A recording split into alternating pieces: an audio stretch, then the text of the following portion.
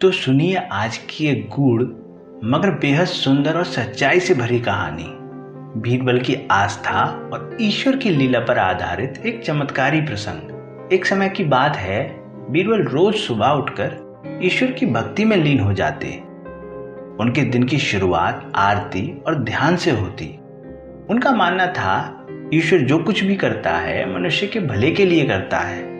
कभी कभी हमें उसकी कृपा भी संकट जैसी लगती है, लेकिन असल में वो किसी बड़ी विपत्ति से बचने का तरीका होता है। लेकिन हर कोई बीरबल की इस सोच से सहमत नहीं था। दरबार में एक दरबारी को उनकी बातें सुनकर चिढ़ होती थी। उसे बीरबल की बातें बनावटी लगती थी।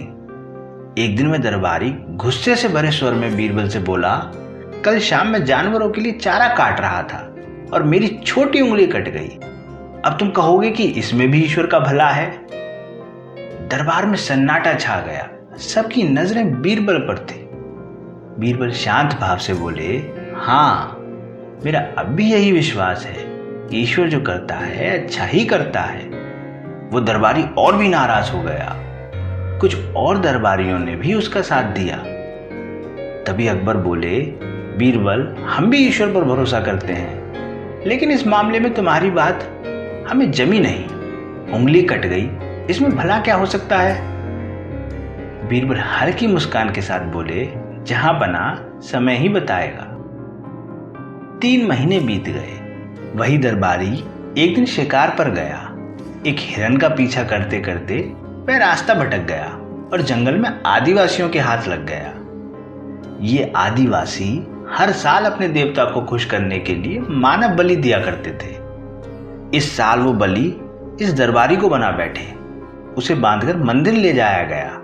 पूजा पाठ शुरू हुई, लेकिन तभी पुजारी ने कुछ देखा। रुको, पुजारी बोला, आदमी की एक उंगली नहीं है। अधूरी बलि हमारे देवता को क्रोधित कर सकती है। अगर हमने इसे बलि चढ़ाया तो महामारी या बाढ़ आ सकती है। इसे छोड़ दो। और दरबारी को आजाद कर दिया गया। वह चकित था। कांपते हुए वापस राजधानी लौटा। अगले दिन वे सीधे राजदरबार में पहुंचा और बीरबल के सामने फूट फूट कर रोने लगा।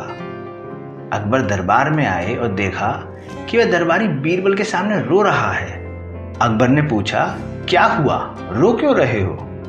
दरबारी ने पूरी कहानी बताई, कैसे उसकी जान इस कटी हुई उंगली की वजह से बची है। उसकी आंखों में आंसू थे, लेकिन ये आंसू खुशी के थे। अब मुझे समझ आ गया, बीरबल बिल्कुल ठीक कहते थे। ईश्वर जो करता है हमारे भले के लिए ही करता है।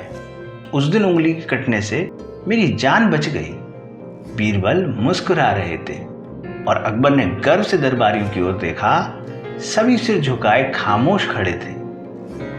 अकबर को गर्व था कि उसके दरबार में बीरबल जैसा बुद्धिमान और आस्तिक रत्न है।